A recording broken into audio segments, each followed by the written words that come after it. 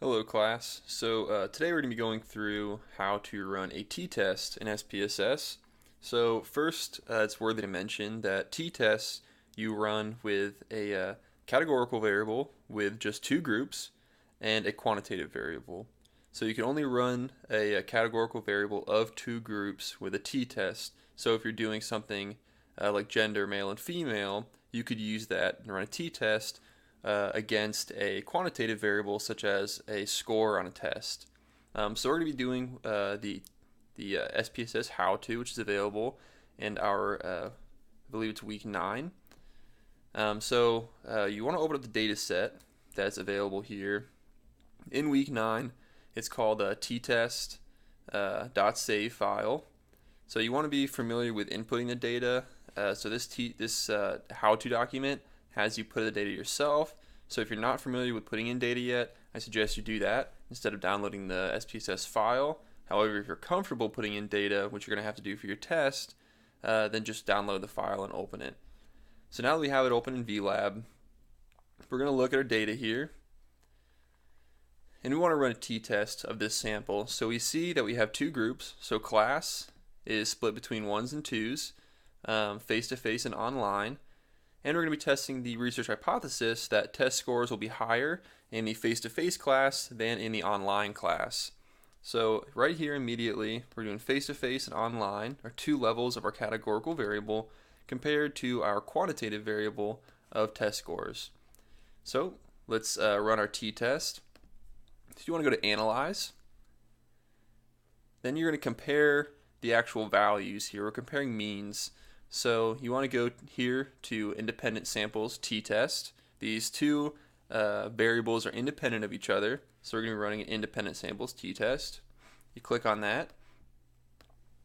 Now your quantitative variable is always going to be your grouping variable. It's how you're grouping your quantitative variable by. So your categorical variable here is going to be your grouping variable, or two levels of our categorical variable. So no matter what you're running, your categorical variable will always be your grouping variable. So we want to define these groups. So since we're using 1s and 2s, as you can see right here, we're just going to put in these 1 and 2. So we told SPSS that our values are 1 and 2 for our categorical variable. And then you put your quantitative variable up here in the test variable. So you don't have to press anything options. You can just go straight and press OK. And now it's going to give us an output.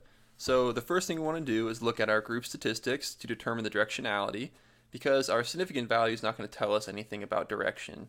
So our hypothesis was that test grades will be higher in the face-to-face group compared to the online group. So we're seeing that here with a mean of 20.07 in our face-to-face group, and our online group being a mean of 17. So automatically we're seeing right here, right off the bat, that the means are higher for the face-to-face group. Now we want to determine if these means are significant. So ignore the means test. We don't need this value or this value. We're going straight in to this top row right here. These are the values we're going to be using. So the t-value here is 2.201, our degree of freedom being 24, and our significance would be 0.038. So we do have a significant relationship here. So we were able to find that in fact face-to-face classes yielded higher test scores than online classes. So we want to put this in writing now. So let's go back to our how-to. Let's just take a look. And by the way, this how-to goes through all of the steps I just took. So now we want to look at the actual write-up. So you want to talk about what you did. So we analyzed a data using a two-sample t-test. So stating the test we used right off the bat. Then we want to talk about our means and standard deviations, since we don't have a table. So we're going to add our univariate statistics into our writing here, which is our means and standard deviation. So the average test score for students in the face-to-face class with a mean of 20 and your sample size, 13, was significantly different than the average test score of the students in the online class. Now, significantly different can only be used when you have a significant p-value. So if it's not significantly different, then you would write was not significantly different from the average test score of the students in the online class. But since it is less than 0.05, our p-value that is, then it is significantly different. So then you put the mean, standard deviation, and sample size for the online class, and then you write your t statistic. So this is your t, your degree of freedom, 24, which you got from right here. Then your significance rounded to the nearest tenth, 0.038, which translates to 0.04. So it all plugs in here this way. It's very simple. If you were to take this equation, pop it down here. I don't know if you can copy tables over, but we can determine from here, no, it doesn't look like you can. So we can determine from here that these values, our degree of freedom, our t statistic, and our significant value. So this would be how you set up the equation right here. Notice that the t and the p are both italicized.